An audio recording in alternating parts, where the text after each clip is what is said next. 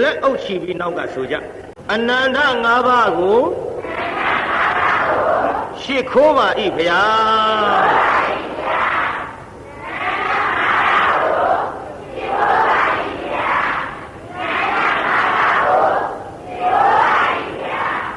ဒီလိုရှ िख ိုးရမှာတညတိုင်းလားညတိုင်းလား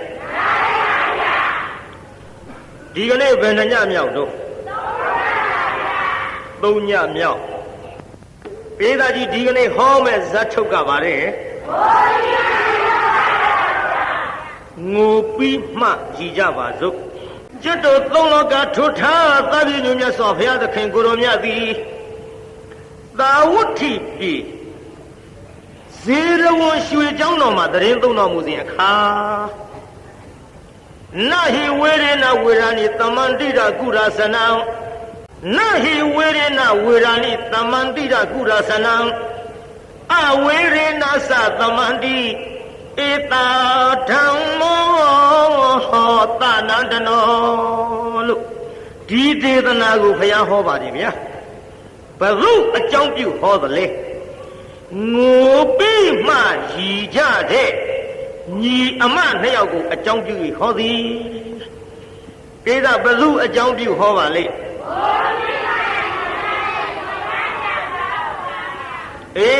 ငိုပြီးမှရည်ကြတဲ့ညီမနှစ်ယောက်ရဲ့အကြောင်းကစကြပါစို့သာဝတ္ထိမြို့မှာတထဲလင်မယားနှစ်ယောက်ရှိကြသားလေးတစ်ယောက်ခွမ်းမြောက်လာလိုက်အရွယ်ကလေးရလာတဲ့အချိန်ခါမှာသားရဲ့အိမ်အောင်ပြုတ်ပါတော့အမေလို့သူကတိုက်တွန်းမမေကျွန်တော်အိမ်အောင်မပြုတ်ကျင်သေးပါဘူးကျွန်တော်မိမမလိုချင်သေးဘူးခမမဟုတ်တာသားရဲ့အမေ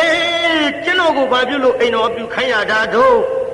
အော်ငါသားနားလဲအောင်အမေပြောရမှာပေါ့သားရဲ့အမေတို့ဆင်းရဲသားမဟုတ်ဘူးတထေးမျိုးသားရဲ့ငါသားအိမ်အောင်ပြုတ်ပါမှဟောဒီပစ္စည်းတွေမလစ်ဟင်းမှာကဲငါသားနားလဲအောင်အမေပြောမယ်ပေါ့အမေတို့မျက်စိမိတ်လို့သေကြတဲ့အချိန်ခါမှာအမေတို့ပစ္စည်းဘယ်သူပိုင်မလဲဟာမိဘမရှိဘပစ္စည်းသားသမီးပိုင်ရိုးထုံးစံမှုကျက်သူပိုင်မလဲ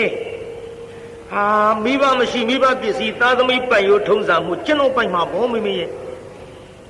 ဒီလိုလဲကိုမျက်စိမိတ်ပြီးသေသွားရင်ငါသားပစ္စည်းမိတ်ပြီးသေသွားရင်ငါသားပစ္စည်းဘယ်သူပိုင်မယ်ဟိုကျွန်တော်သားသမီးပိုင်မှာဘောမိမေရဲ့ဒါကြောင့်ငါသားမသားသမီးရှိဖို့လိုလာပြီမဟုတ်လားသားရဲ့ဟာဘာလို့အောင်မင်းနေမမေဟာပြီးတော့ဒီလှဲ့လာတာဟုတ်တယ်လေသားရဲ့လူမအမျိုးကြက်မအချက်ချင်းမနဲ့ဒီပစ္စည်းတွေဆက်ခံမဲ့လူမရှိရင်ပျက်စီးပါလိမ့်မယ်ငါသားကဲဒါဖြစ်မမေရဲ့ကျွန်တော်လိုချင်တဲ့မိမကျွန်တော်ရှားယူမယ်နော်ဟိုငါသားနဲ့ပေါင်းမှငါသားရှာရမှာပေါ့ငါသားကြိုက်နှစ်သက်တယ်ဆိုပြီးအဲ့ဒီမိန်းမတွေ့လာကအိမ်တော်ပြုတ်ရင်အမေတို့ကျင်တတ်လာပြီဟုတ်ကဲ့မေမေဆိုပြီးတော့သူကြိုက်တဲ့မိန်းမသူရှားယူလိုက်သဘောသူကြိုက်တဲ့မိန်းမသူရှားပြီးတော့ယူလိုက်ပြန်တော့လေသူရှားယူတဲ့မိန်းမကတရားနာပြိဿဝင်စိတ်ထာကြီးဖြစ်နေတယ်ဗျပြိဿဘာကြီးဖြစ်နေဝင်စိတ်ထဆိုတာပါဠိမြန်မာလိုပြန်တော့မိမ့်မမြုံနဲ့ဟဲ့ပြည်သားကြီးမြန်မာလိုပြန်တော့ပါတဲ့မိမ့်မမြုံဆိုပေမဲ့လို့ဘုရားဟောတဲ့ကျမ်းဂန်ကြည့်လိုက်တော့လေမိမ့်မများတန်တယ်မယူတဲ့မိမ့်မမရှိဘူးတဲ့ဗျပြည်သားကြီးတန်တယ်မယူတဲ့မိမ့်မရှိရဲ့ရှင်မယားတန်တယ်မယူတဲ့မိမ့်မရှိဘူးပြောပြီးရှင်မယားဒီဝင်စိတ်ထမိမ့်မမြုံကြီးကဘာတော့ဗျမယူတာပြောတာမှမဟုတ်ဘဲနဲ့မြုံတာပြောတာမြုံတဲ့အကြောင်းကလည်းဒီလိုရှိပိုးခဲရင်လည်းတန်တယ်ပြက်ခန္ဓာကိုယ်ထဲမှာပိုးတွေရှိပြီးတော့လေတန်တယ်လွဲတဲ့မိခင်ကအစာအတော့မဆင်ရင်လို့အပူစက်တွေစားရင်လည်းတန်တယ်ပြက်တယ်အလေးအပင်တွေရွက်ပြီးတော့အကုန်းအကွာအနေအထိုင်မဆင်ခြင်းရင်လည်းတန်တယ်ပြက်တယ်မြုံတာတန်တယ်မယူလို့မဟုတ်ဘူးတန်တယ်ပြက်ကြောင်းအင်္ဂါတွေကြောင့်ပြက်လာသည့်အတွက်မြုံတယ်လို့ဆိုပေမဲ့လို့တန်တယ်မယူတာပြောတာမဟုတ်ပါဘူးတဲ့မာထာလုံးတေးသေးချာချာမိမများမြုံတဲ့ မိမမြုံတယ်ဆိုတော့ယောက်ျားမမြုံဘူးလားမေးတော့ယောက်ျားလည်းမြုံတာပဲခင်ဗျားတို့ကအောင်းမိမှာပဲယောက်ျားကဗျာတန်တီလွယ်ပြီးကလေးမွေးဖွားတာမှမဟုတ်ပဲယောက်ျားမြုံလားဗျာမြုံတယ်ဗျာဘာလို့မြုံတာတော့မမင်းနဲ့မြုံလို့ပေါ့ဗျာရထဲရှောင်းမေးတော့မြုံတဲ့ယောက်ျားတွေရှိမှတ်ထားနော်ဒါကြောင့်တချို့သားသမီးမရတဲ့လင်မယားဟာသူ့ကြောင့်လိုကို့ကြောင့်လိုနဲ့ရံဖြစ်ကြတာလောကမှာရှိတယ်ဘုန်းကြီးပေါက်ရှာပြောတယ်လည်းမအောင်ဝေးနဲ့လူလည်းလှုပ်တယ်လည်းမအောင်ဝေးနဲ့နည်းနည်းတော့လှုပ်နေတာပဲဒါကြောင့်တရားနာပြည်သားကြီးယောက်ျားလည်းမြုံပြီးမိန်းမလည်းမြုံပြီးအခုတရားနာပြည်သားကြီးမိန်းမကမြုံတာထင်ရှားစေခြင်းလို့ဘုရားကိုယ်တော်မြတ်ဟောတဲ့ဒေသနာဝင်စိတ်ထဆိုတဲ့ပါဠိကပြလာသည်မိန်းမမြုံတော့သတ္တန်ဒီမခဘူးသတ္တန်ဒီမခတော့ရောက်ခမလုတ်သူကညီးတွားလာခက်တော့တာပါပဲသားရဲ့အမေတို့ရှာပေးစားရင်ဒီလိုဖြစ်မှာမဟုတ်ဘူးမင်းကိုယ်တိုင်အကြိုက်ကိုရှားယူလို့ဒီမိန်းမမြုံဖြစ်နေပြီခက်တယ်သားသမီးရစေခြင်းလို့အမျိုးမပြတ်စေခြင်းလို့အိမ်တောင်အပြုခိုင်းတာအခုတော့မိန်းမမြုံဖြစ်နေတော့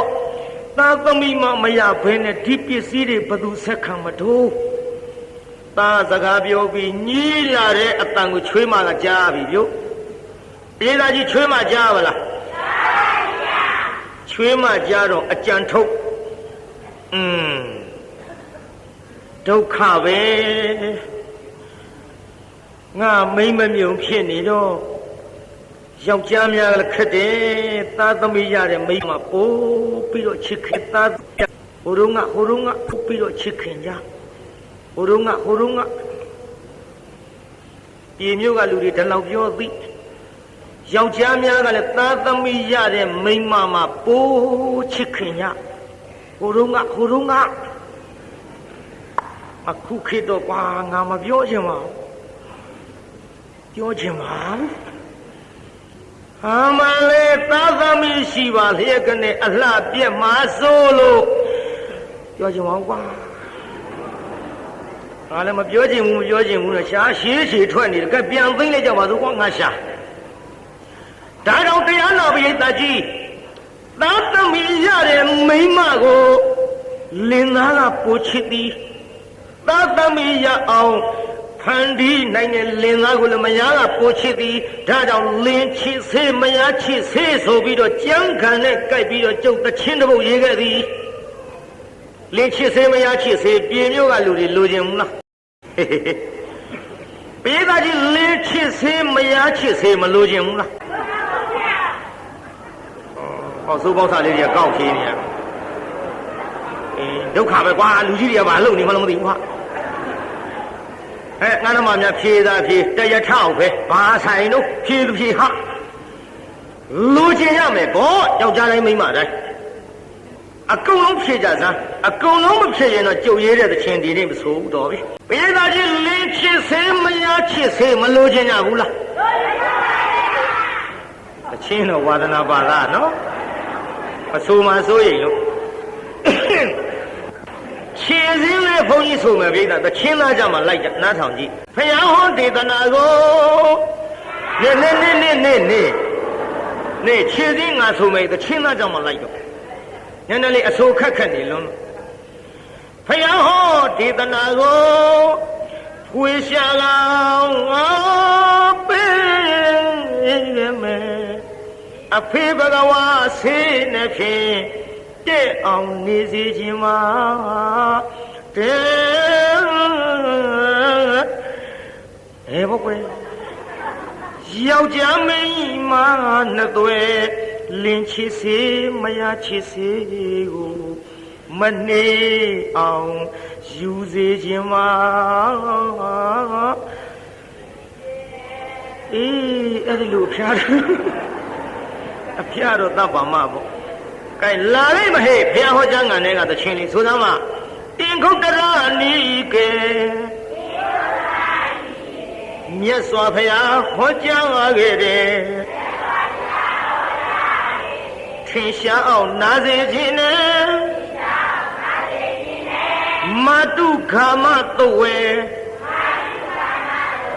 အဟုတ်ကိုထုတ်ပြတယ်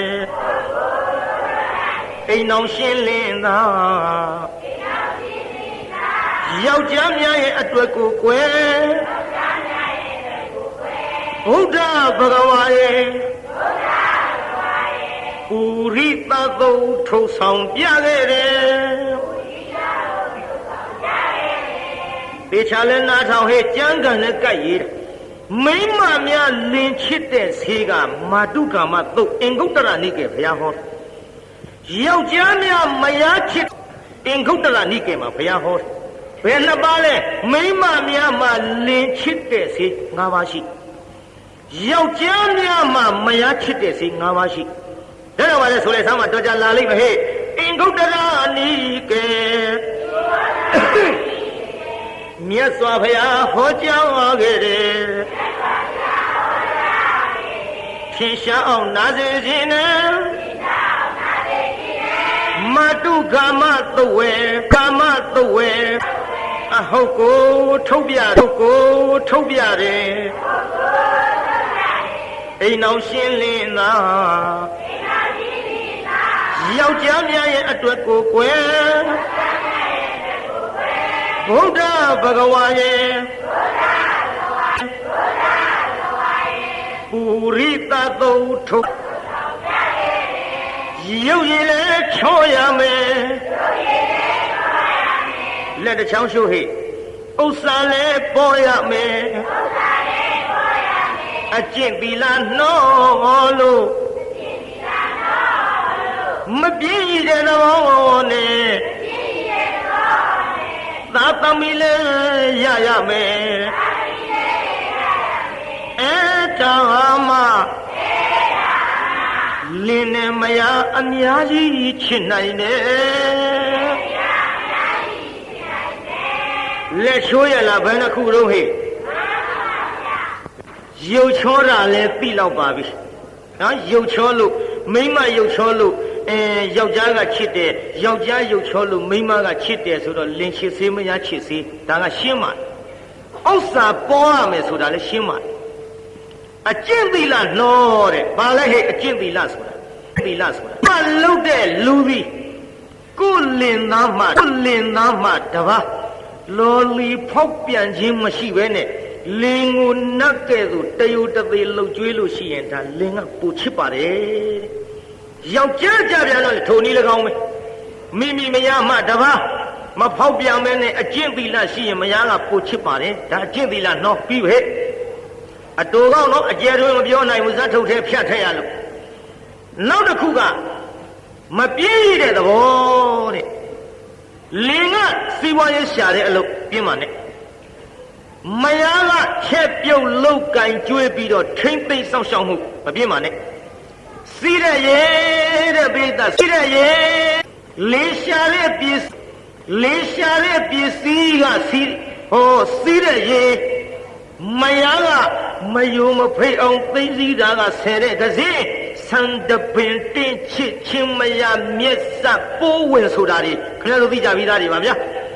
ဒါကြောင့်တရားနာပိဿကြီးအင်မတန်ချစ်တဲ့လင်နဲ့မယားကိုတောင်းကကိုရလို့ကိုတာဝန်ကိုထမ်းရရင်ဒီအိမ်တော်ရေးตายရပြီးတော့လင်ကမယားကိုချစ်သည်မယားကလင်ကိုချစ်သည်ဟော၄ခုနောက်တစ်ခုကဘာပါလဲသားသမီးရအဲ့ဒါကိုယောက်ျားများအတွက်လည်းဖျားပြထားတယ်မိန်းမအတွက်လည်းဖျားပြထားတယ်ဆိုတော့ဒါယောက်ျားများယုံတဲ့သဘောယောက်ျားများမြုံတဲ့သဘောဒီတိုင်းကျမ်းဂန်မှာထင်ရှားလာတာပေါ့ဒါတော့မိန်းမလည်းမြုံတယ်ယောက်ျားလည်းမြုံတယ်ဆိုတဲ့သဘောပြေးသားကြီးသဘောပေါက်မလား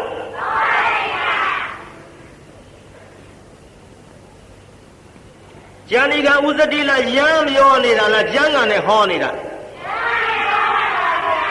ကျမ်းဂန်နဲ့ဟောနေတာပြိဿငါထားတော့တရားနာပြိဿရေယခုခမည်းတော်ပြောခဲ့တဲ့လင်ချစ်စေးမယားချစ်စေးတဲ့မှာအခုဟောနေတဲ့မိန်းမကဝင်စိတ်ထမိန်းမမြုံဆိုတော့လင်ကချစ်ခဲ့လားပြိဿမချစ်ဘူးဟဲ့ရောက်ခမကတော့အပြစ်တင်မတင်ဘူးလားဟဲ့အဲ့ဒီတွေထုံမိန်းမကြံစီပြီ မဖြစ်ဘူးငါတော့နှင်ထုတ်တော့ငါကလည်းဝင်စိတ်ထားဖြစ်နေတယ်နှင်ထုတ်တော့မခံဘူးသူနဲ့ရွယ်သူဖြစ်တဲ့သူ့ထက်ငယ်တဲ့မိမပြိုလေးတယောက်ငါကိုယ်တိုင်ချောချောလှလှရှာပေးစားလိုက်ရင်တော့ငါလည်းပြစ်မယ်မထင်ဘူးငါကိုယ်တိုင်ရှာပေးစားသူကိုယ်တိုင်မိန်းကလေးတယောက်ရှောင်ရှာအဲ့တော့မယငယ်ဘဝနဲ့ဘသူကလက်ခံလိုက်မလို့အင်မတန်ဆင်းရဲတဲ့အထက်ကကလေးမှချောချောလှလှလေးသူရှောင်ရှာဒီကိစ္စတွေဟိုတုန်းကလည်းရှိကြတယ်ပေါ့လေအခုဆိုတော့ပြောပေါ်ရမလို့ပါဘူးတန်းရှောက်ရှာရောပြိဿရှောက်ရှာတော့ကလေးမလေးကခိုကိုရမဲ့လှလှပပလေးတွေ့မောင်ရဲ့ငါလည်းပြစ်မထားပါနဲ့တို့မှလေသားသမီးလည်းအမွေစားအမွေကမရဘူးဒါကြောင့်မောင်ရဲ့သားသမီးအမွေစားအမွေကရအောင်ဟောမိန်းကလေးတယောက်ချောချောလှလှတွေ့ထားတယ်အဲ့ဒါအငယ်ဘဝနဲ့ငါလည်းသဘောထားကြီးကြီးနဲ့ပေါင်းပါမယ်ဒါကြောင့်မောင်ရဲ့ဘက်နဲ့ထုံးခေါ်ပြမယ်ဆိုပြီးတော့မိမ့်မလှလေးပြလိုက်တော့လေနည်းနည်းတော့မေးရအောင်ဟိုကောင်ကြီးညင်းတာမညင်းတာထားတော့ပြေမြို့ကတကားတွေကျုပ်မေးကြည့်ရအောင်ဘယ်နဲ့တော့ပြေမြို့ကတကားတို့ခမည်းတော်မိမကိုယ်တိုင်ချောချောလှလှကလေးသဘောထားကြီးကြီးနဲ့တဲ့အောင်နေပါမယ်ဆိုပြီးတော့နောက်တစ်ယောက်ရှာပေးမယ်ဆိုရင်ပြေမြို့ကတကားတွေညင်းမလားမညင်းဘူးလားလို့မေးပါဦးဗျာခမည်းတော်ကညင်းမှာပါနော်ညင်းမှာနဲ့တူပါရင်ကိုင်းတရားနာပိဋကမိမကိုယ်တိုင်ရှာပေးတာဘယ်ညင်းလိုက်မတော့မညင်းတော့မရကြီးမရငယ်ဘဝနဲ့နေလာခဲ့ကြတာပေါ့အဲ့ဒီရင်မယားအကြီးလို့သူရဲ့စိတ်ဓာတ်နားထောင်ကြည့်ငါမသားသမီးမရဘဲနဲ့ဒင်းရမလားတဲ့ဒီစိတ်ဓာတ်ငါမသားတန်ဒီခပြီးသားသမီးမရဘဲနဲ့ဒင်းကိုရမလားဟေးမရစီဘူးတယောက်ထဲကြံစီပြီးပါဇက်ကတွတ်နဲ့ညီကသားသမီးရရင်ညီကိုပိုချစ်မှာဟေးသားသမီးမရခင်တောင်မှအဟောင်းနဲ့အသစ်မတူလို့အခုငါအနာသိမ့်မကတ်ချင်တော့ဘူးညီလည်းသားသမီးမရဘူးမရဘူးဆိုပြီးကလေးမလေးဖြောင်းပြလို့ဟဲ့ညီမဘာတော့မှကြီးရဲ့ညီမရဲ့တဲ့ညီကိုညီမလေးအရင်လို့လေအောင်းမိတယ်ဟုတ်ကဲ့တော့ကျေးဇူးတင်ပါတယ်အမကြီးရဲ့ကျုပ်ခိုးရမယ်ဘုံကအမတို့ကတထေးဆိုတော့အမကိုယ်တိုင်မဲ့ကျုပ်ကိုနားချပြီးတော့မရင်ငယ်ဘုံကနဲ့ထားတော့အမကြီးအားလည်းကိုးပါတယ်ချစ်လည်းချစ်ပါတယ်အမရင်ငယ်ဆိုလေအောင်းမိပါတယ်အမကြီးကျုပ်ကိုလည်းစောင့်ရှောက်ပါမကြီးရဲ့အေးစောင့်ရှောက်ခြင်းလို့ပြောတာဟောအေးညီမလည်းဒီမဲ့ငါညီမအမကြီးပြောမယ်နော်ဟိုတတ်တန်တွေများခလာရင်အမကြီးကိုပြောညီမတမဲ့မနေလိုက်နဲ့တတ်တန်တွေခရင်အမကြီးကိုပြောဓမ္မညီမအမကြီးကလေဟောသာသမီမမွေးဖွာဘူးပေမဲ့လို့အသက်ကြီးတော့ညှိထက်တနည်းတော့ပါတယ်အေးပါတယ်ညီမရဲ့ဘာပြုလို့လဲဆိုတော့သတ်တန်ဒီကိစ္စငါတို့ကကိုယ်တိုင်မမွေးဖွာရတော့လေကြာဘူးနာဝရှိထားတယ်ဒါကြောင့်ငါညီမတန်လေးခရဲ့အမကြီးကိုပြောအမကြီးစောင့်ရှောက်ပါရစေစောင့်ရှောက်ပါရစေဆိုပြောတော့ကောင်းပါပြီမကြီးရဲ့အမကြီးပြောပါမယ်ဆိုပြီးတော့နင်းလာခဲ့ရာသာတန်နေခါပြီယုတ်သာတန်နေခါတော့အမကြီးသွားပြောမကြီးဟဲ့ညီမပါတော့ကျုပ်သားတွေခါပြီမကြီးအေးအော်ငါညီမဟိုအပူဆက်တွေမစားနဲ့နော်အလေးပင်တွေမညွတ်နဲ့နော်ထင်းမဖြတ်နဲ့ညီမအမဖြတ်မယ်ချစ်တယောင်ယောင်စောင်းရှောက်တယောင်ယောင်အကူအညီပေးတယောင်ယောင်နဲ့စကားလေးတွေမျက်နှာချိုသွေးပြောလာရမှကလေးမလေးအစာရဲတန်တွေပြက်တဲ့ဆေးထဲကျွေးလိုက်ပါရောဗျာကဲပြည့်ရောဗျို့ပြည့်ပြီးတစ်ချိန်ပြတ်တော့ကလေးမလေးသိရှာဘူးအမှတ်တမဲ့ပဲပေါ့ဟဲဘာပြုလို့ပါလဲဟုတ်တော့ဘာပြုလို့ပါလဲသိဘူးပြက်တာပဲသိတယ်ဘာဖြစ်လို့မှသူမသိဘူး ဒီလိုနေလာကြရနောက်တစ်ချိန်တန်လေးခပြန်တော့အမကြီးကိုပြောပြဒီလိုတန်လေးပြက်တဲ့ဆင်းနဲ့ရောကျွေးနှစ်ကြိမ်ပြက်ခဲ့ပြီပြက်ပြီးတော့လာလိုက်တာဒီကနေ့ကလေးမလေးရေစိတ်ထွက်လာခဲ့ရေအိုးလေးနဲ့မိမသုံးယောက်နဲ့သွားတွေ့ဟဲ့ညီမဘာတို့မတို့ရဲ့အေးတို့ကြီးမှုပြောရအောင်ငါကြီးပါမေးတာကိုမှန်ပြောနော်ညီအေးသားသမီးလည်းမရဘူးအော်အမကြီးရဲ့ကျုပ်လေသားတရီခတော့ခတယ်တော့ဟဲ့ခပြီးဘာလို့မရတာတော့ညောင်တဲ့စကားလေးတွေမျက်မဲ့ဘောအေကိုအကြောင်းကိုဒီမဲ့ငါညီမညီသားတန်နေခပြီးတော့မရတာအကြောင်းထဲကျွေးလိုက်ပါရောဗျာအကြီးကြောင့်ကြီးသိရလားဒီတစ်ချိန်ပြန်တော့ကလေးမလေးသိရှာဘူးအမှတ်တမဲ့ပဲပေါ့ဟဲဘာပြုလို့ပါလဲဟုတ်တော့ဘာပြုလို့ပါလဲမိမကြီးလည်းသွားမပြောနဲ့နော်မိမကြီးတောင်းမေးရအောင်မယ်ဟိုဒီတန်ဒီတီတဲ့ကိစ္စနဲ့ပတ်သက်ခပြန်တော့အမကြီးကိုပြောပြဒီလိုတန်ဒီပြက်တဲ့ဆင်းနဲ့ရောကျွေးနှစ်ကြိမ်ပြက်ခဲ့ပြီပြက်ပြီးတော့လာလိုက်တာဒီကနေ့ကလေးမလေးရေစိတ်ထွက်လာခဲ့ရေအိုးလေးနဲ့မိမသုံးယောက်နဲ့သွားတွေ့ဟဲ့ညီမဘာတို့မတို့ရဲ့အေးတို့ကြီးမှုပြောရအောင်ငါကြီးပါကိုအောင်မပြောအောင်ပေါ့ဒီမဲ့ညီလင်သားနဲ့အဲ့ဒီမိန်းမနဲ့ရတော့လေသားသူရောက်ခမများကခမဆိုးလို့ညီကိုသူကိုယ်တိုင်ရှာပြီးတော့ပေးစားတာအေးညီတန်လေးခပြီးအမကြီးပြောလို့ညီတန်တွေကိုသူတနည်းတစ်ဖုံဖြက်လို့ပြည့်စည်တာနေမှာပေါ့ဟုတ်မထင်ပါဘူးတော့ဒီလေငါကြီးမှဒါတော့ညီလဲစဉ်းစားပေါ့တို့သွားအောင်မယ်နော်တော်ကြတို့ပြောတယ်လို့သွားမပြောလိုက်နဲ့ညီမရဲ့တို့စိတ်ဆိုးနေအောင်မယ်ဒီလိုနဲ့တရားနာပြေသာမိမသုံးယောက်ကပြောပြီးထွက်သွားမိမသုံးယောက်ကပြောပြီးထွက်သွားကလေးမလေးကရေတွင်းနှခမ်းမော်ထိုင်လို့တရားနာပြေသာခေါင်းမူလေးပေါင်းမော်တင်လို့ရေတွင်းနှခမ်းဆိုလို့ဟိုနှုတ်သီးကြီးပြောတာမဟုတ်ဘူးဘေးမှာတရားနာပြေသာပတ်ထားတဲ့ဥဒ္ဒတိုင်းနှခမ်းအောင်မလေးရေတွင်းနှခမ်းမော်တက်ထိုင်နေမအောင်မင်းနဲ့ရေတွင်းပေါင်းနှခမ်းလေးပေါ်ထိုင်ပြီးတော့တရားနာပြေသာခေါင်းမူလေးပေါင်းမော်တင်လို့အော်အမများပြောသွားတာဟုတ်များနေမလား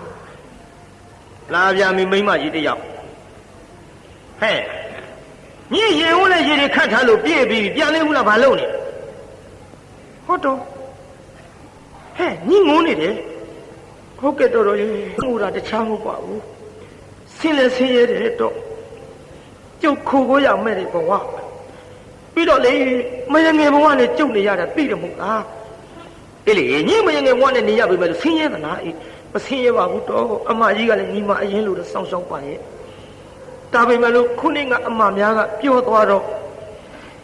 ကျုပ်လေဟိုတန်နေခပြီးတော့သားသမီးမရတာအမကြီးဖြစ်လို့ဖြစ်တော့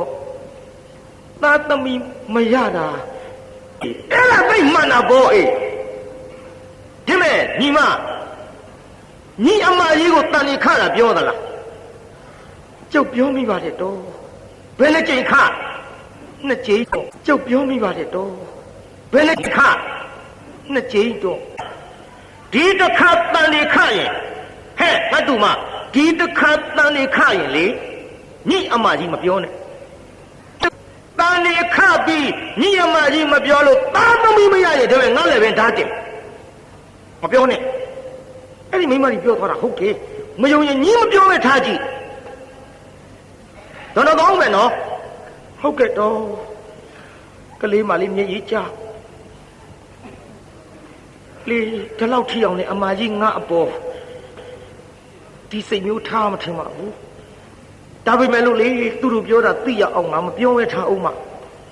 မပြောဘဲထားအောင်ဆိုပြီးတော့အိမ်ပြန်သွားနောက်တစ်ဖန်တန်လေးခတော့အမကြီးကိုမပြောတော့ပြီပြောရင်လားပြိဿမပြောတော့ဟေး မပြောတော့လည်းပဲမိမချင်းဆိုတော့တအိမ်ထဲနေရလို့မျက်စိအောင်ဟဲ့ညီမညီဟုတ်မဟုတ်ကလားဘာတော့မှကြီးဒီကိစ္စထင်တယ်နော်ဟုတ်ပါဘူးမကြီးဟေးညီပြောနော်အိုနားရဆရာကြီးမကြီးကတောင်ပြောင်းတော့ပြောနေလက်မခံဘူးမပြောဘူးဒီလိုလက်မခံဘူးမပြောဘူးဒီလိုနဲ့နေလာလိုက်တာတရားနာပြေးတာသားတန်တွေရင်လာပြီရင်လာတော့အမကြီးလို့တော့မဖြစ်ကြည့်စမ်းမိမကမတူကြမလို့ငါအကုန်လောက်တာပေါ့ညီကငါ့ကိုပြစ်ခါလောက်လာတာပေါ့ဟေးဓမ္မညီဒီတိုင်းထားလို့ဖြစ်ဘူးလေဟေးဓမ္မဒီလာကဘာလို့လဲလောင်းဒီညီငါပြောဆိုတာဘာလို့မပြောတာအခုညီကိစ္စကြီးကဖုံးမရဖိမရနဲ့ဘာလို့ပြောမှာတော့ဟေးညီငါငေါလန်းမလုံးနဲ့လောက်တယ်ကျုပ်မပြောဘူးမင်းမယောက်ကြီးတော်လူသားကောင်းမကြီးကျုပ်သားတန်တဲ့နှစ်ကြိမ်ပြစ်တာတော်ဖျက်လို့ပြစ်တာတော့လည်းမပြောဘူးခုတန်ဒီလေးရင်မလာပြီမင်းမယောက်ကြီးတော့ကိုကျုပ်မပြောဟေးငိုပါနဲ့အေးငါကတိလို့မေးကြတယ်မဟုတ်လားအေးမေးပြောဘူးတော့ငါကတိလို့မေးကြတယ်မဟုတ်လားအေးမေးပြောဘူးတော့ငါကတော့လေသိခဲ့လို့ဒီမဲ့ညီတန်တီတီတဲ့ကိစ္စနမိတ်တိပြလို့ငါပြောခဲ့တယ်မဟုတ်လားတော့ဘာလို့ပြောရမှာတော့အေးလေငါညီမငါလည်းမဆွဆွဲပါနဲ့ညီတန်တီညီဖန်ကြီးပြက်တဲ့ကိစ္စပါအေးကဲငါညီမစောင့်ရှောက်နော်သားသမီးရလာရင်အမကြီးလည်းကိုသားသမီးလို့ချစ်မှာပါပဲအေးဒီလိုမျက်နှာချိုးသွေးပြောပြီးတော့လာရမှာတရားနာပိဋကကြီးအတူနေတော့လေဖြတ်လို့လွယ်တကူတနေ့တစ်ချိန်ကြတော့တန်ဒီပြက်တဲ့ဆေးအစာရဲထဲရောကျွေးလိုက်ပါရောဗျာနှုတ်တော့ကိစ္စမရှိဘူးပေါ့တန်ဒီရင်မှဖျက်ချလိုက်တော့ကလေးအသက်လေးတဲ့တိုင်းပုတ်စော်နာနဲ့ပါဇက်ကကမ္မဇာလေးကလည်းမလှုပ်ကလေးမလေးအော်ဒုက္ခအမကြီးရဆက်ပြရပါပြီရဲ့အမကြီးကျုပ်အပေါ်ဘယ်နဲ့ကြောင့်ဘယ်ဘဝကရညိုတွေထားလို့ဒီလိုများလှုပ်လေသတော့ကျုပ်လေးနေရတော့မယ်ဟုတ်ပါဘူးဝင်းထဲကတသရီကလည်းမလှုပ်မရှားတဲ့ပါဇက်ကလေးတဲ့တိုင်းပုတ်စော်နာပြီbaby အတွင်းကလေး baby ထပါအာကြီးခိုးရမယ်စားရမယ်တောက်ရမယ်မိမသားညီမအရင်လိုအောင်မိတယ်ဆိုပြီးတော့တော်လေကျုပ်ကိုအခုတယောက်တတ်တော်တာထင်ရဲ့ကလေးတွေမကကျုပ်အသက်လည်းမနေရတော့ပါဘူးဖေဟာဟမလေးမျက်စိတွေပြလာပြီးကြည့်လို့လည်းမမြင်တော့ဘူးကျုပ်လေဒီဘဝတော့ဘူးပဲလေးလည်းမနိုင်တော့ပါဘူးဒီဘဝကလေးသေးုံနဲ့မကကျုပ်ကိုလည်းသေအောင်တတ်တဲ့မိမယုတ်ကြီးမို့ဒီဘဝတော့မနိုင်ပေမဲ့လို့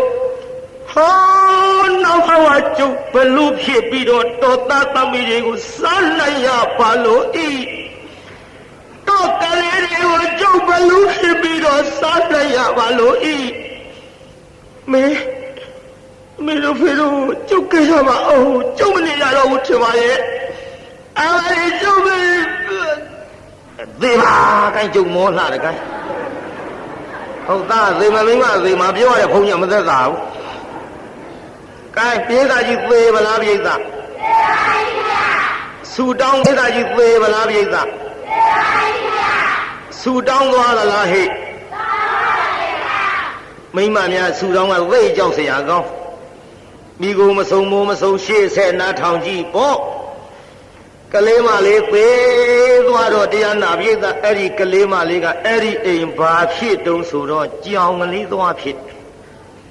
ဧကကလေးမလေးအဲ့ဒီအိမ်ဘာဖြစ်အရာထဲလျှောက်သွားသူ့လင်သားအရာထဲလျှောက်သွားတော့ဟေးဒီလာပါဦးကွ ပါတော့မြအတော့မလို့နဲ့ကွလာအောင်ပြောစရာရှိတယ်ပါတော့မြအတော့မလို့နဲ့ကွလာအောင်ပြောစရာရှိတယ်မင်းမယငယ်သေးသွားတာသိဒါတော့ရာသူတို့ကိစ္စနဲ့သူတို့သေကြတာပဲရိုးသေးတာမဟုတ်ဘူးကွရိုးသေးတာမဟုတ်ဘူးတလေးပြောလက်စနဲ့တော့မထူးပါဘူးပြီးတော့မင်းငါပြောတာမင်းမရကြည့်သွားမပြောနဲ့ဟေးဓမ္မမင်းမရအငယ်သေးတာမင်းမရကြည့်တတ်လို့ဗျာဟေးမဗျာနဲ့ငါမှန်တာပြောတာဘာဖြစ်လို့လဲဗျာဟဲ့ဘာဖြစ်လို့မရုံးကွတန်နေခန့်ရင်အမကြီးပြောဆိုပြီးသူနှစ်ကြိမ်ဖြက်လို့ကလေးမလေးရေတွင်းပဲထွက်လာတော့ဒိုးနဲ့တွေ့လို့ပြောမိဘူးတဲ့မပြောနဲ့လို့ပြောတဲ့ကိစ္စ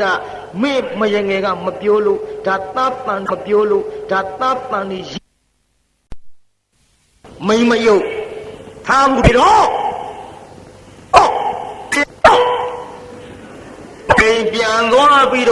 ပြန်သွားပြီးတော့လာခဲ့ဆိုပြီးတော့တရားနာပရိသတ်ကြီးထောင်းနည်းနည်းထောင်းလိုက်တာသေအောင်ကိုထောင်းနေတာသေရောထောင်းနဲ့ထူးတဲ့ရိုက်တဲ့ဒဏ်ရာနဲ့မယားအကြီးကသေတော့အဲ့ဒီအိမ်မှာကြက်မကလေးဖြစ်သည်ပရိသတ်ကြီးမယားအကြီးကအဲ့ဒီအိမ်မှာပါသွားဖြစ်မယားအငယ်ကကျမကျက်ဥတွေပေါက်တိုင်းကျက်ကလေးတွေမွေတိုင်းကြောင်မကအကုန်စားစားတော့ပရိသတ်ရဲ့ကျက်မကလေးကအတော်ဆိုးတဲ့ကြောင်မငတ်သားသမီးတွေစားပါဒီဘဝတော့နင့်ငါမနိုင်တော့ပါဘူးနင့်ငါပြိုင်လို့ရှိရင်လည်းငါကိုသင်စားတော့မယ်ငါအသက်တော့အသေးမခံဘူးဒီဘဝငါသားသမီးစားနှင့်အောင်တော့ဒီဘဝကသိလို့နောက်ဘဝသင်သားသမီးငါစားနိုင်တဲ့ကိုဖြစ်ရပါလို့ဤတောင်းပြီးသေကြသေတော့တရားနာပရိသတ်ကြီးကြက်မကလေးကကျွတ်တို့သစ်မသွားဖြစ်သည်ကြောင်မကသမင်မဖြစ်သည်ကြောင်မကဘာဖြစ်ကြက်မလေးက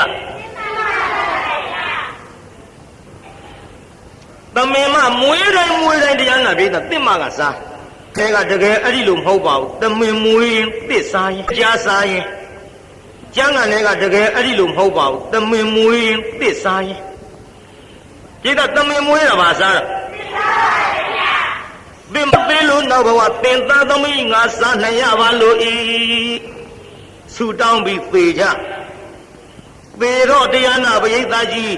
သမင်မကကျွတ်တို့ဘလူးမသွားဖြစ်သည်သင်မကလူမိန်းမဖြစ်သည်သင်မကဘာဖြစ်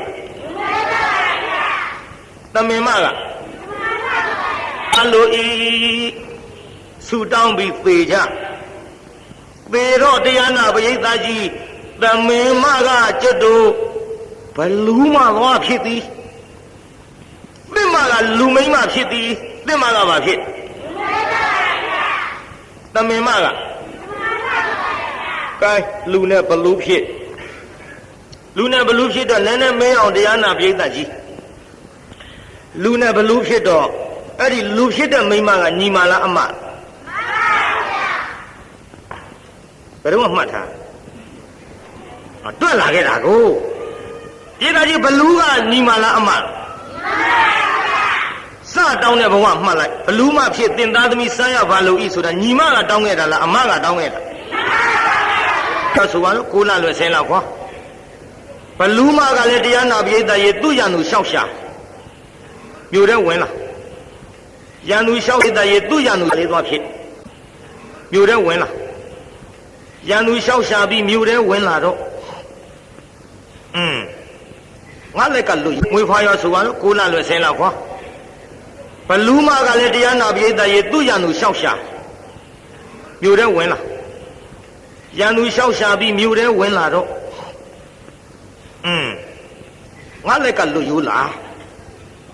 ငါလက်ကလွတ်ရိုးလားညို့ဒီမှာရောက်နေသဘော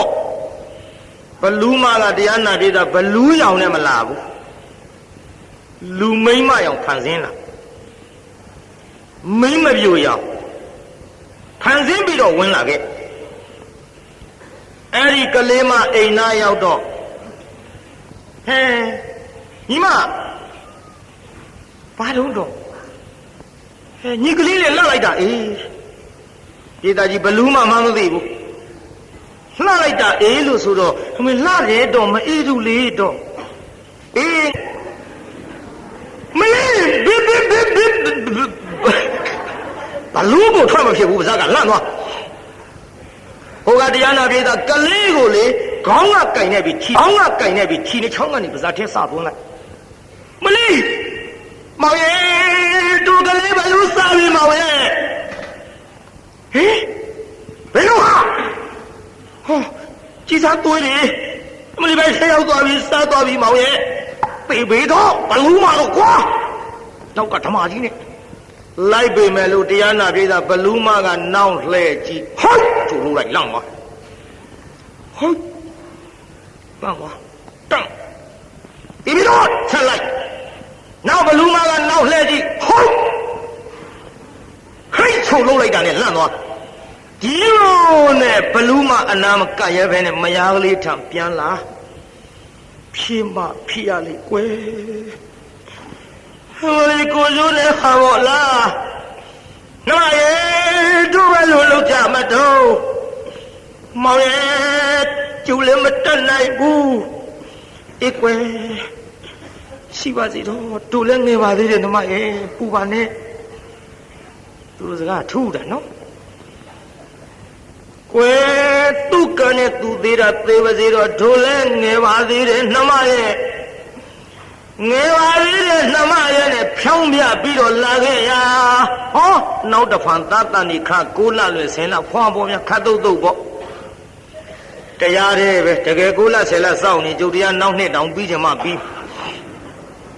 ကဲဒေသကြီးဖွာပြမလားနောက်တစ်ယောက်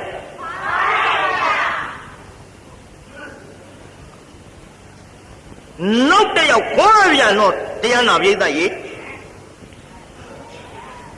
လာပြန်ပြီဘလို့မဒီလိုပဲတရားနာပြိဿမိမကြိုရောက်ဖန်ဆင်းလာခဲ့တဏခါပါမဏိနဲ့ဆံမင်းလေးဖားရချလို့လင်လုံးတဲ့လူကတော့တရားနာပြိဿဒီနောက်သားတစ်ယောက်ရကြတဲ့ကဓာတ်ကိုထက်အောင်သွေးထားတာဓာတ်ကိုထက်အောင်သွေးထားတာဓာတ်ထက်အောင်သွေးထားပြီးတရားနာပြိဿလင်လုံးတဲ့လူကလည်းအိမ်ထဲဝင်အသွားပေါက်လာပြီခုနှစ်ကမိဘလူးမဟောကလေးလေးပွေးလို့အိမ်မက်မျက်နှာပြူလမ်းမဲ့ကြောပေးနောက်ကရောက်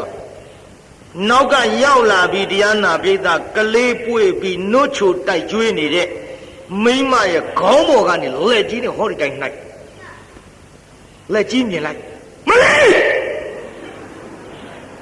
ဟေးပေးဘလူးမငါကလေးပေးတရားနာပိဿရဲ့ခြေတော်ကလေးကသူကဆွဲတာဟိုကခေါင်းကြီးကအုပ်ဆွဲတယ်တခါတည်း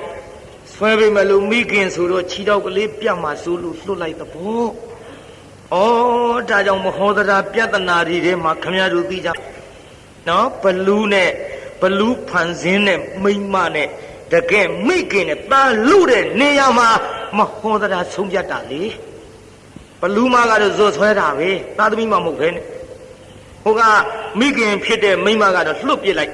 အဲ့ဒါလှုပ်ပစ်လိုက်တာကိုမိခင်နဲ့ဗျအကျဉ်းသာတရားရှိအခုလဲဒီတိုင်းပေါ့ဘလူးမကတအားဆွဲလိုက်တော့ကလေးလေးလှုပ်ပစ်လိုက်လှုပ်ပစ်တော့ဘလူးမစားလူကလေးမလေးကိုကျိုးနေမှာဘောလားသားရဲ့ဟေးတစ်ချိန်မကလက်ချင်းရှိပြီဘလူးမငါပဲတော့ငါရန်ညှိုးကြောင့်ဒီလိုလာပြီးတော့လှုပ်ပါလိမ့်မလို့တာမဆဲမှာတက်လေလူကလေးအမေဘယ်လိုလုပ်ပြီးတော့ဖြေရပါမတော့မမီကငယ်ကြီးရောငိုကကြီးစီပါလို့ဒီဒီမြဲခွေးရငါနွမ်းသားမောင်ကိုလွှတ်ခွန်တာလေပြီးမမကြီးမပြီးမမကြီးလူကလေးငိုတော့ဗျာပြည်သားကြီးအမေလို့သူငိုပါလားဘာရဲ့အမေဘလို့လုပ်ပြီးတော့ဖြေရပါမလို့မောင်ရဲ့တို့သားလေးဘလူးစားသွားပြန်မကွဲလို့ ဘယ်လိုမှမသမားရလေထူးမညတာကားကိုစားပါပေါ်ဝါလို့တော်တာအခက်တွေပွေလိုက်ရတာသာအသက်သေးတာကိုနှမျောသေးတာကိုနှမျောပြိတ္တငိုဗလားပြိတ္တဘသူငိုနေတာတော့ဟဲ့အမေဟဲ့ပြိတ္တကြီးဘသူငိုနေတာတော့ဟဲ့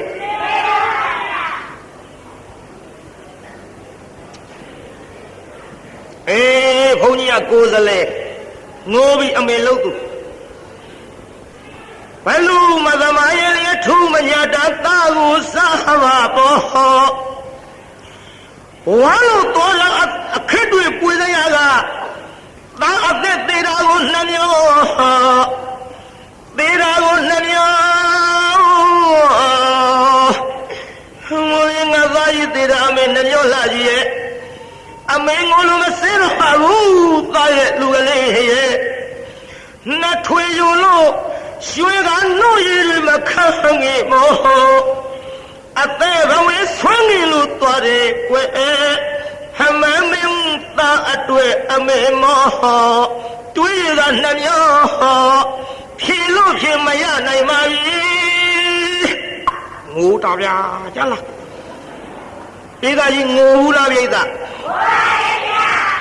အမေဖြေလို့မရပါဘူးလို့ငိုနေလို့လင်းလို့သူကလည်းအာပေနှမဒီမျိုးနေလို့ဖြစ်ပါဘူးကွယ်ဒီတခါတန်နေခရင်ဝေးရာကိုသွားပြီးတော့ဖွာကြပါစို့ဒီလိုနေလာရမှတရားနာပရိသတ်ရေဟောနောက်တစ်ဖန်တန်နေခတော့ဒီမနေဘူးအဝေးမြို့သွားပြီးတော့ရွှေမျိုးတွေရှိကြဖွာကြရွှေမျိုးတွေရှိရဖွာတော့သားကလေးလည်းမတ်တက်ပြေးကြီးပြင်းလာပြီပေါ့ကြီးပြင်းတော့တရားနာပရိသတ်အဲ့ဒီကလေးပွေချီးပြီးတော့မြူးပြီးတော့ပြန်လာကြဒီရွယ်ဆိုရင်တော့ဘလူစားလွတ်လောက်ပြီးကလေးကလည်းသွားနိုင်လာနိုင်ပြီးနိုင်လွားနိုင်ပြီးဆိုပြီးတော့ပြန်လာကြပြန်အလာမှတရားနာပရိသတ်ဘလူမကလည်းဒီတစ်ပတ်တရားနာပရိသတ်ရေဝုဒ္ဓဝနမင်းကြီးထံရေကန်းလိုက်သွားရပရိသတ်ဘလူမကဘာလုပ်လိုက်သွား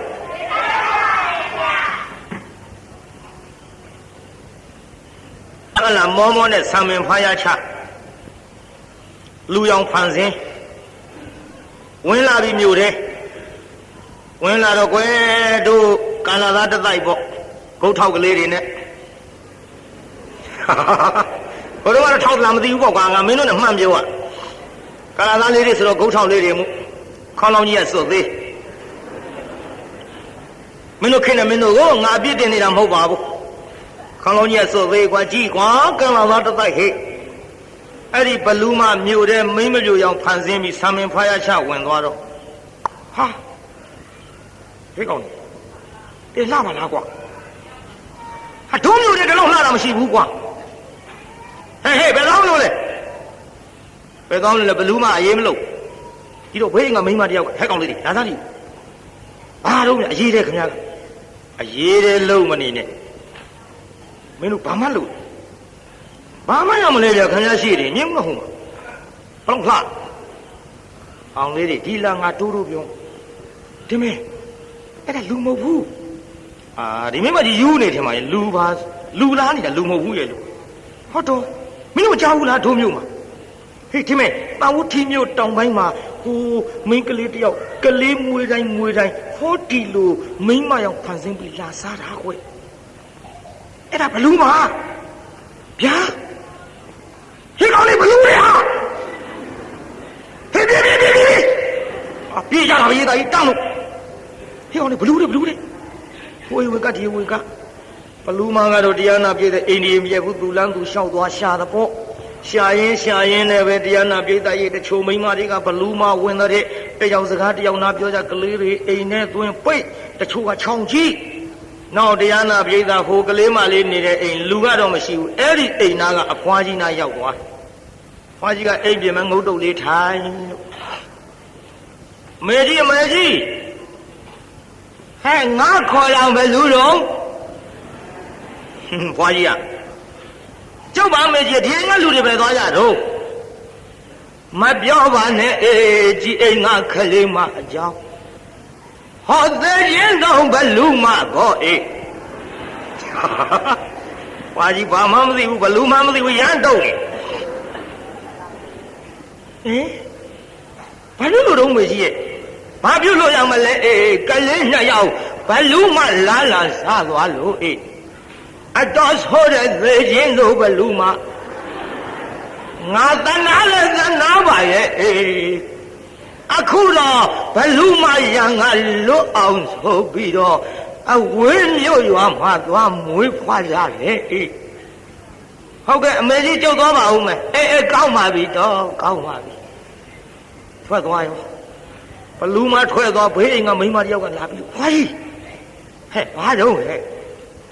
တို့ရှမ်းပြောနေတာပဲပေချင်းစိုးဘလူမလေးပါလေးနဲ့ခုနကလာမေးတာဘလူမတော့ဟင်မလည်းကြတော်မူရဘလူးမကြတော်မူရပါလို့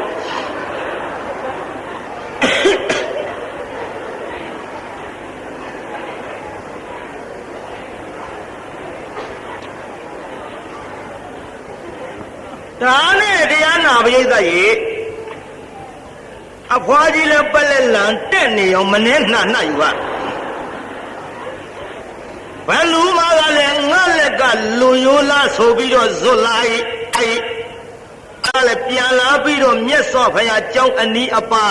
လင်မယားနှစ်ယောက်ကလေးလေးတစ်လှဲ့စီခြီးပြီးတော့ရေချိုးကြသွားပြီဘလူမလူရိုးလားကလေးတော့အတော်ကြီးပြင်းလာခဲ့ကြငါအစာစားမယ်ဒီလိုကလေးပေးသားရေလင်းရေချိုးခိုက်မှသူစား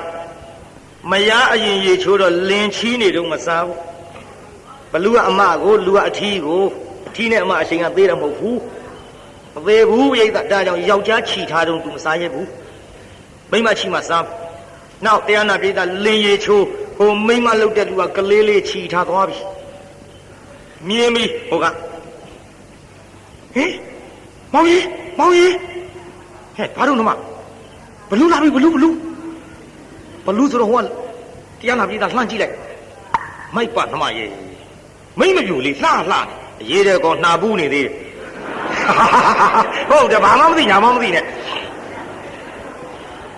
အမိမပြူလေးပါကွာဘယ်မိမပြူရမှာတော့မောင်လေးတက်ခဲ့တော့ဟောဒီလိုဘလူးလောင်ဖန်ဆင်းပြီးတော့လာပြီးတော့စားတာကြာလှပြီဒီလိုမိမရောက်ဖန်ဆင်းပြီးတော့အနားနာရောက်ဘလူးဖြစ်တာကျုံမနေဘူးကျုံသားလေးကျုပ်ချီပြီးပြေးတော့မယ်မောင်ရဲ့ဆိုပြီးတော့ဆိုပြေးဘလူးကနောက်ကလိုက်ဒီတော့ဟိုတော့အခုမှရေထဲကတက်ဆိုလည်းဘယ်နေမှမသိဘူးမြေအောင်သာဖမ်းကြည့်တရားကိုခန့်နေတာဟေးဘလူးဟေးရဟုရိတ်တာကြီးဘလူးမကနောက်လဲကြည့်ဟုတ်ထိုလန့်သွားအနောက်ဆက်လိုက်ဘလူးမလားဟိုက်ထိုလန့်သွားဒီလိုနဲ့တရားနာပြည်သားကလေးမလေးကပြေးတာမြတ်စွာဘုရားခန္ဓာကူရီတိုက်ထဲဆုံးဝင်တော့မြတ်စွာဘုရားခြေပမိုးမောကလေးလေးချလို့မြတ်စွာဘုရားအဲ့ဒီကဲတော်ပါဗျာပြည်တော်ကဲတော်ပါဗျာဟဲ့ရှင်သမီးပါဖြစ်ဘလူးမကြီးလိုက်လာပါပြီဗျာဘလူးမလိုက်သွားတရားနာပြည်သားခန္ဓာကူရီတိုက်ပေါက်ကြတော့တကားဆောင်တဲ့နတ်ကမဝင်ရလို့ဘလူးမအပြင်မဲ့ရက်ဟဲ့ရှင်သမီးဘာဖြစ်လားမှန်လားပါဗျာဘလူးမကြီးတော့ကလိုက်လာပါပြီကဲတော်ပါဗျာတီတို့ကလေးစားတော့မှာပါဗျာဘုရားမြတ်စွာစင်းနေရရှိဘဝတော်အောက်ဝင်လာရောက်၍လျောက်တင်မရစေတပည့်တော်မှာကလေးတွေကိုနှစ်ကြိမ်စားခဲ့ပြီဗျာအရင်ဘဝရှေးရန်စားကြောင့်မလာနဲ့ထွေးအသက်သေးညောဘလူးစား၍တပည့်တော်ကလေးနှစ်ယောက်စားခဲ့တယ်ဗျာဟောဒီတတ္တရကလေးကြတော့တရေရချတတ္တရသားကိုခွာ၍အပြာတပည့်တော်စနေမောင်နှံပြန်ခဲ့တော့ဗျာရန်ကုန်သေးမေမဆောင်ကွင်းနာဘူးအတင်းမညာလိုက်လို့လာရင်ဒုက္ခတွေမှာအပူအေးရအောင်လို့ကဲမတော်မူပါဖယားကဲမတော်မူပါဖယားဘလူးပါကြီးပါဗျာလောကဘလူး ငိုတာပေါ့ဗျာငိုတာပေါ့ဘုရားချစ်သမီးတိတ်မပူနဲ့ငါဖျားထိုင်ရောက်ကသင်တို့အပူမှန်သမျှပျောက်ရအောင်ဟဲ့ညီတော်အနန္ဒာထွက်ကြည့်စားဆိုညီတော်အနန္ဒာထွက်ကြည့်အပြင်မဲ့ဘလူးမကြီးတွေ့ညီတော်အနန္ဒာခိုင်းလို့ပေါ့ကျွတ်တို့ထွက်ကြည့်ခိုင်းထွဲပုံညာအကြောင်းပါညဆောဗျာတဲ့ဘလူးမကြီးပြင်မဲ့မှာရှိကြောင်းပါဗျာဟဲ့ချစ်သားဘလူးမခေါ်ခဲ့မလီမခေါ်ပါနဲ့ဗျာခေါ်ပါနဲ့လမ်းဘလူးမကြီးမခေါ်ပါနဲ့ဗျာဒီလိုကလေးစားပါပါဗျာဟဲ့ရှင်လေးအသားနေမကြောက်နဲ့လာပါစီဘလူးမဝင်လာဟဲ့ဘလူးမဗျာပင်ဘက်နဲ့ကြောင့်ဒီတငယ်မရဲ့ကလေးနှစ်ကြိမ်စားပြီးအခုတည်းထိအာမရသေးပဲနဲ့တတရသာစားရကြံတော်မှန်လားပါဗျာတပည့်တော်မှာဆူတောင်းကြောင်းစားရကြောင်းပါဗျာဆူတောင်းကြောင်းစားရကြောင်းပါဗျာလို့ဘလို့မှကသူ့ရန်သူဖြစ်ပြီးအတွက်စားရမယ်အကြောင်းမြတ်စွာဘုရားလျှောက်ထားဒီတော့မှမြတ်စွာဘုရားကိုတော်မြတ်ကဟဲ့ဘလူမတင်တို့သည်မိကိုမဆုံမိုးမဆုံပါလားတင်တို့သည်နောက်လူဘဝတုန်းကရန်ညှိုးကြောင်းကျင့်တဲ့ကြောင်ဖြစ်တော်လည်းစားခဲ့ကြတမင်းနဲ့တစ်ဖြစ်တော်လည်းစားခဲ့ကြအခုဘလူနဲ့လူဖြစ်ကြတော့လည်းစားကြပြန်ပြီမိကိုမဆုံမိုးမဆုံကြောင်းနဲ့ကြွက်လို့ကြီးကန်းနဲ့ခင်းဖုတ်လို့ဝန်နဲ့ကြို့ပင်ဆောင်လို့ကမ္ဘာရန်စားတွေဖြစ်ကြလိမ့်မယ်ဟဲ့ကဲဝန်နဲ့ကြို့ပင်ဆောင်နည်းနည်းလေးတော့ပြောရအောင်တိတ်တော့ဝန်တကောင်ကကြို့ပင်အောက်အိတ်ကျိုးပင်အောက်အိတ်တော့ကျိုးပင်ဆောင်တာကငါတစ်ပင်အောက်အိတ်ရမလားလို့တစ်ကိုင်းချိုးချတော့သူ့တစ်ပင်အောက်အိတ်ယုံလေးနဲ့တစ်တပင်ကောင်းတော့ငှက်တစ်တောင်းခိုးတစ်ခက်ပေါ်တော့ငါမခိုးပါဘူးအရိတ်ကလေးခိုးတာနဲ့တစ်ကိုင်းချိုးချတွေ့ကြသေးတာပေါ့ရန်ညှိုးနဲ့ထွက်သွားတော့လေသမားတယောက်လမ်းတွေ့အသိလေသမားပဲတော့ငါတဘိုးတုံးသွားခုတ်ဘာသာခုတ်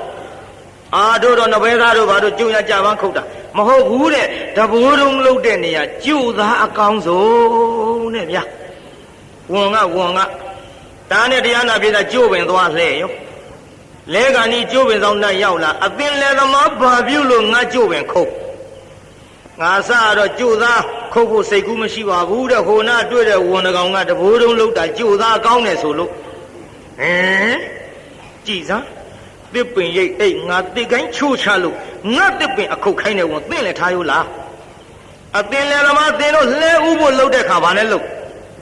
တို့တော့ခိုင်နဲ့ကျွဲရည်တို့ဘာတို့လှုပ်တာမဟုတ်ဘူးလှဲဥဖို့လှုပ်တဲ့နေရာဝန်ရည်အကောင်းဆုံးကိုင်းကျိုးပင်လှဲထမ်းသွားပြီးတော့လမ်းတွေ့တဲ့ဝန်ပြန်သက်ဝန်ရည်ခွာသွားတော့နှစ်ဦးသလုံးဆုံးပြီဘူးလားပြိဿ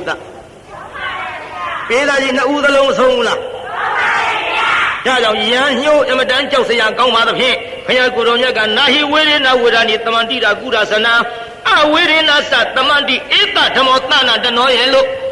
ဒေသနာဓမ္မလေးပါဌပြလိုက်တော့ဘလူးမသည်ဒိဋ္ဌိနဲ့ဝိစီကိစ္စကွာ၍သောတာပန်ဖြစ်ရောပြုနေအောင်ပြီးသေးဘူးသောတာပန်ဖြစ်တယ်ဆိုရင်ပြန်ရင်စိတ်ကြီးပေါ့နေအောင်80နာထောင်သား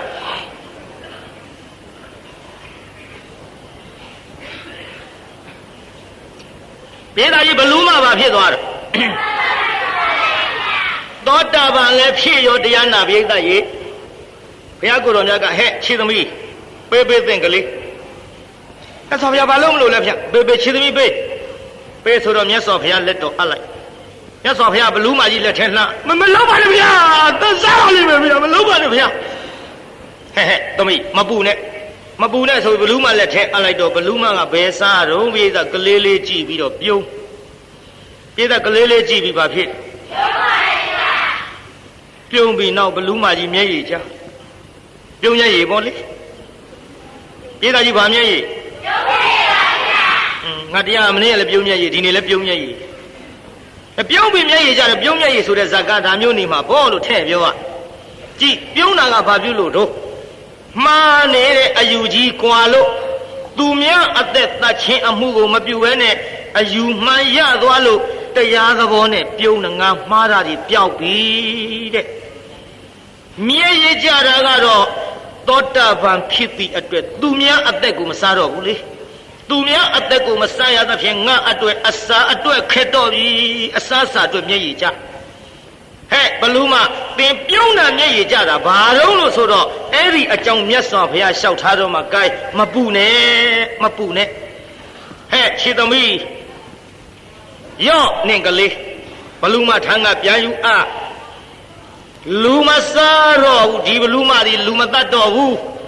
သင်အမကြီးအစာအတွက်ခက်ပြီးဒါကြောင့်သင်အိမ်ခေါ်သွားသင်ကျွေးမွေးပေတော့ကလေးလေးချီပြီးတော့တရားနာပြေသာဘလူးမတစ်လှဲ့သူတစ်လှဲ့ချီလို့ဘလူးမလည်းကန်ညီမတော့ပါတော့တယောက်ကိုတယောက်တစ်လှဲ့စီတတ်စားကြလို့ငါတို့ငိုခဲ့ရတာတွေများလှပါပြီညီမရဲ့ငိုလို့တော့ပြီးကြပြီငါတို့ငိုပြီးမှတော့ရည်ကြပါစို့လို့ခိုးပြီးတော့အိမ်ခေါ်သွားပေးသားကြီးအိမ်ခေါ်သွားဗလားအိမ်ခေါ်သွားတရားနာပေးသားဘလူးမကြီးကြက်ခိုးစင်ပေါ်ထားတော့လည်းမိခိုးလို့မနေနိုင်